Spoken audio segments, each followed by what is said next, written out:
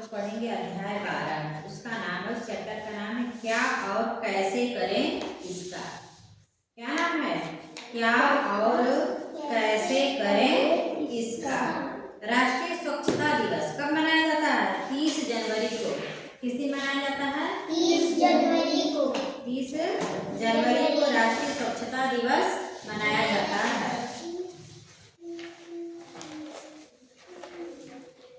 कचरा कैसे इकट्ठा होता है, आज हम लोग जानेंगे कचरा कैसे इकट्ठा होता है।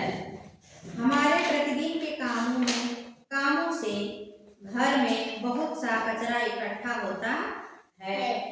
हम पुराने कपड़े, डिब्बे, बोतलें, कागज, सब्जियों और फलों के छिलके, प्लास्टिक के रैपर, पेंसिल की छीलन, पुरानी बैटरी और अन्य भी बहुत सारी चीजें कचरे में फेंकते हैं। क्या करते हैं? फेंकते हैं। इनसे कचरे के ढेर इकट्ठे हो जाते हैं। ढेर मतलब कि खूब ज्यादा हो जाता है। ऊंचा तक ज्यादा कूड़ा एक जगह रहेगा तो ज्यादा हो जाएगा ना, ऊपर तक उठ जाता है, वो उसी को ढेर बोलते हैं। जिन्हें आप अपने घर, विद्यालय या आस पड़ोस में देखते हैं। हम अपने आसपास भी तो देखते हैं। एक जगह हमारी ऐसी बनी होती है जहाँ पूरे मोहल्ले वाले या अपने पास पड़ोसी जो लोग हैं वो क्या करते हैं, पूरा अपने घर का कूड़ा कचरा जो भी है वहीं ले जाकर के क्या करते हैं, वो फेंक देते हैं। कचरे का प्रबंधन, अगला टॉपिक है मेरा कचरे का प्रबंधन। हमें कचरे का प्रबंधन सीखना चाहिए। कचरे का प्रबंधन हम पर निर्भर करता है। हम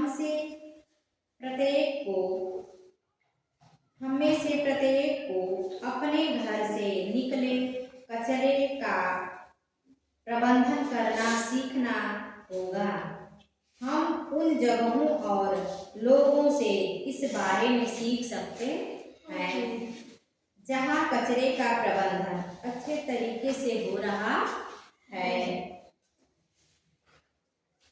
कचरे का प्रबंधन करने के तरीके। अब हम लोग कचरे का प्रबंधन कैसे करते हैं, उनके तरीके अलग अलग हैं। उस तरीकों को हम क्या करेंगे, सीखेंगे। आपको प्रायः सड़कों के किनारे और घरों के आसपास, आंगनों और अहातों में कचरा पड़ा हुआ मिलता होगा। गाय और अन्य जानवरों की भोजन के साथ कचरे में पड़ी प्लास्टिक को खाने से मृत्यु हो सकती है। हम लोग क्या करते हैं, जैसे अपने घर में प्लास्टिक पे ही खाना इकट्ठा करते हैं, जो बचा हुआ है उसको प्लास्टिक सहित हम बाहर ले जाके फेंक देते हैं। वो कचरा जो जूठा खाना होता है, जो बचा हुआ हमारा भोजन है, उसको कौन खाता है? गाय खाएगी, कुत्ता खाएगा, खाता है ना। तो गाय क्या करती है, वो प्लास्टिक सहित कचरे, उस जो भोजन है उसको क्या करती है, वो खा जाती है, जिससे उस गाय की क्या हो जाती है, मृत्यु हो जाती है, वो मर जाती है। कुछ लोग प्लास्टिक को जला देते हैं जिससे हानिकारक गैसें निकलती हैं। अगर हम प्लास्टिक को जलाते हैं तो उसमें से हानिकारक मतलब जो हमारे शरीर को नुकसानदायक है, सांस लेने, जब सांस हम लेते हैं वो सांस के द्वारा हमारे शरीर में चली जाएगी और क्या करती है, नुकसान करती है।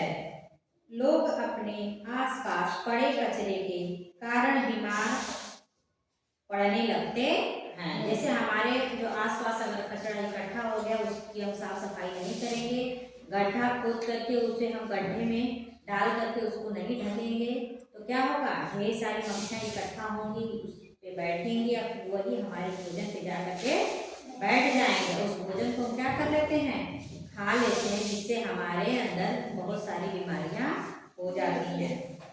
गंदे पानी और नालों को सड़कों पर बहते हुए देखा जा सकता है।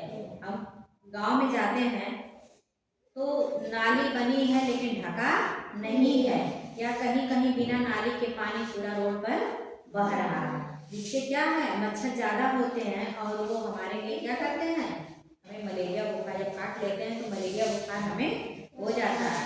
उस मलेरिया बुखार की पहचान यही है कि ठंडा लग करके बुखार आना। तो हमें पानी को ऐसे ही नहीं बहाना चाहिए, नाली बना करके नाली को क्या करना चाहिए, उसको पूरा ढक देना चाहिए।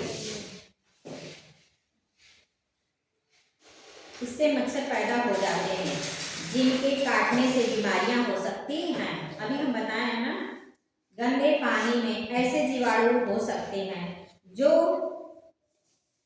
अन्य कई बीमारियों का कारण बनते हैं।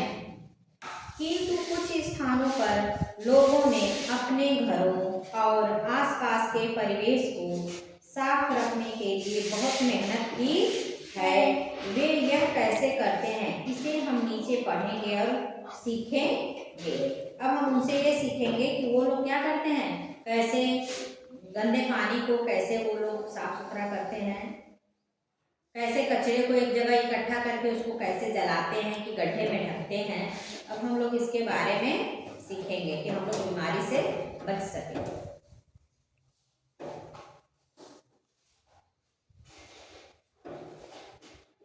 कचरा कम करना।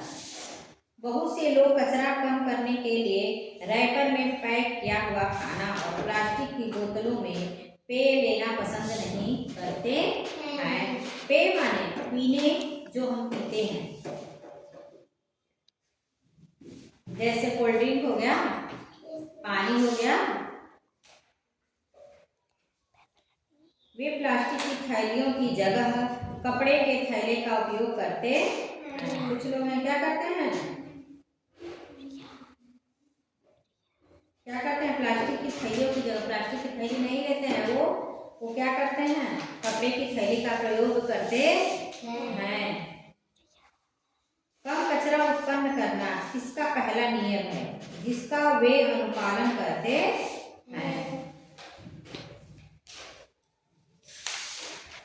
अपने पुराने खिलौने और पुस्तकें ऐसे जरूरतमंद लोगों को दीजिए। जरूरतमंद मतलब जिन्हें आवश्यकता, जिन्हें जरूरत है, जैसे जो भिक्षा मांगते हैं, जो भिखारी लोग हैं, वो फटे पुराने कपड़े पहने हैं, अगर आपके पास कपड़े हैं तो क्या करिए, उनको उठा करके आप दे दीजिए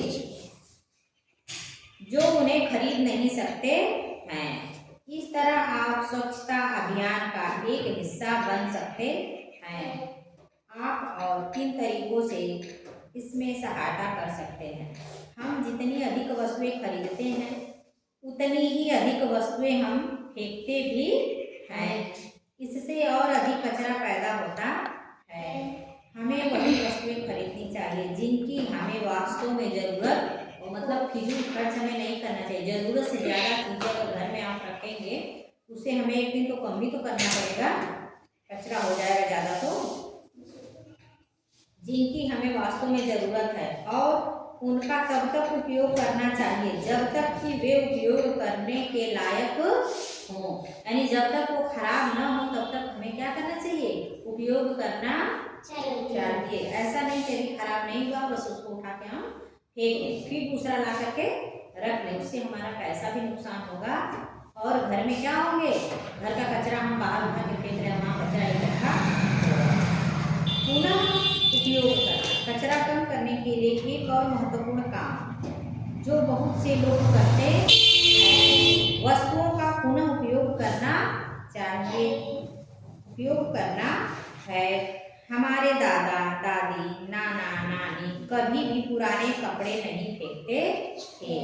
वे पुरानी साड़ियों से रजाइयाँ और पुराने कपड़ों से थैले बनाते थे। पहले के लोग क्या करते थे, आज भी कहीं कहीं पुरानी साड़ियाँ, पुराने कपड़े हैं, उसके बिस्तर लोग बना रहे हैं और कहीं कहीं क्या करते हैं लोग बाहर उठा के फेंक देते हैं उसको।